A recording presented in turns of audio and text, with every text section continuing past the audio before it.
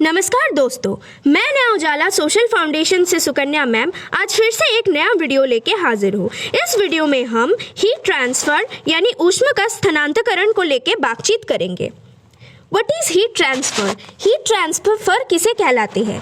According to thermodynamic systems, heat transfer is defined as the movement of heat across the border of the system due to difference in temperature between the system and its surrounding. इसका अर्थ क्या है?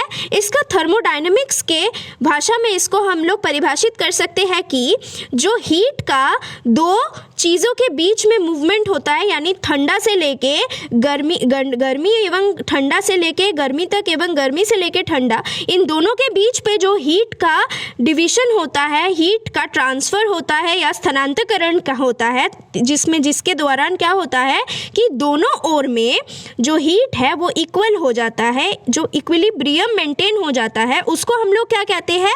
इसी procedure को हम लोग कहते हैं heat transfer. जैसे कि आप फोटो में देख सकते हैं, कन्वेक्शन, कंडक्शन एवं रेडिएशन जो दिखाए गए हैं, ये तीन मुख्यतर वेज है जिसमें हीट ट्रांसफर होती है। अगला टॉपिक है हाउ इज हीट ट्रांसफर्ड, मतलब ऊष्मा का स्थानांतरण कैसे होता है। तो heat can travel from one place to another in several ways. The different modes of heat transfer includes conduction, convection and radiation.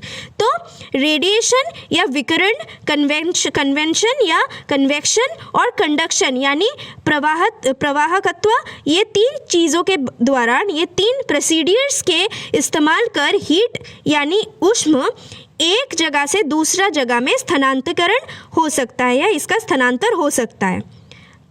अगला चीज़ है कंडक्शन, यानी जो तीन वेज पढ़े हैं हम लोग, उस तीन वेज में पहला स्टेप या पहला वे है कंडक्शन। कंडक्शन को हम लोग कैसे परिभाषित कर सकते हैं या क्यों हम लोग कंडक्शन को बोल सकते हैं कैसे? वो है conduction is defined as the process of transmission of energy from one particle of the medium to another particle with the particles being in direct contact with each other.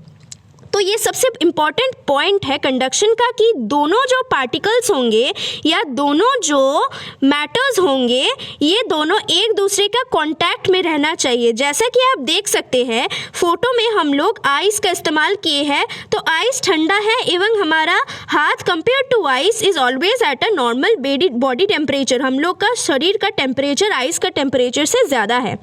तो जैसे ही हम लोग हाथ में इसको लेते हैं, बर्फ़ को लेते हैं, तो इसमें कंडक्शन का प्रोसेस चालू हो जाता है। कैसे होता है कंडक्शन? जैसे कि आप परिभाषा इसका पढ़ेंगे हम फिर से कि defined as the process of transmission of energy from one particle to another with particles being in direct conduct with each other. मतलब ऊष्मा का हाथ से लेके बर्फ़ में ट्रैवल होना को हम लोग कंडक्शन बोल सकते हैं। और इसमें हम लोग फोटो में भी दिया गया है, देख सकते हैं कि बर्फ़ एकदम हाथ के ऊपर है, तो हमारे हाथ से लेके जो हीट है वो बर्फ़ में ट्रैवल करेंगी। इसका फलस्वरूप क्या होगा? बर्फ़ कुछ टाइम बाद पिघल जाता है एवं हमारा हाथ भी ठंडा हो जाता है। तो ये दोनों में हीट ट्रांसफ़र जो होता है, जो हीट इक्विलिब्रियम मेंटेन होता है, ये पूरा प्रोसीडियर कंडक्शन के ज़रिए हो रहा है। अगला है कन्वेंशन। तो कन्वेंशन को हम लोग कैसे परिभाषित कर सकते हैं? Convection is defined as the movement of the fluid molecules from higher temperature region to lower temperature region. For example, boiling of water, that is molecules that are denser move at the bottom while the molecules which are less dense move upward, resulting into the circular motion of the molecules so that the water gets heated. इसका अर्थ क्या है? इसका अर्थ है, जैसे highlight किया गया है yellow box में, कि the molecules that are denser move at the bottom while the molecules which are less dense moves upward, resulting in the circular motion of the molecule so that the water gets heated. संवहन में क्या होता है? संवहन में अगर एक पात्र में हम लोग पानी लेके, जैसे फोटो में दिखाया गया है, दर्शाया गया है, यहाँ पे उसको हम लोग उबालते हैं, उबालने में देते हैं, तो नीचे वाला जो मॉलिक्यूल्स है वो सबसे पहले हीटेड हो जाते हैं। हीटेड होने के साथ साथ क्या होता है? वो ऊपर की ओर मूव करने लगते हैं। ऊपर में मौजूद जितने मॉलिक्यूल्स हैं जो ठंडे हैं वो नीचे आ जाता है। ये साइकिल चलता है, ये साइकिल के जैसा होता है। नीचे वाला जो ऊपर का मॉलिक्यूल्स जैसे ही नीचे आ जाता है वो भी गर्म होके फिर वे भी ऊपर ट्रैवल करते हैं एवं layer by layer circular motion में पूरा पानी गर्म होता है। इसी प्रोसीडियर को कन्वेंशन या संवहन को हम बोल सकते हैं। नेक्स्ट आप माइक्रोवेव देख सकते हो। तो आप लोगों को जाहिर सी बात है पता चल रहा है हम लोग रेडिएशन या हम लोग विकिरण का बात करेंगे। तो रेडिएशन क्या है? रेडिएशन या thermal radiation are referred as a radiant heat when thermal radiation is generated by the emission of electromagnetic waves. These waves carry away the energy from the emitting body.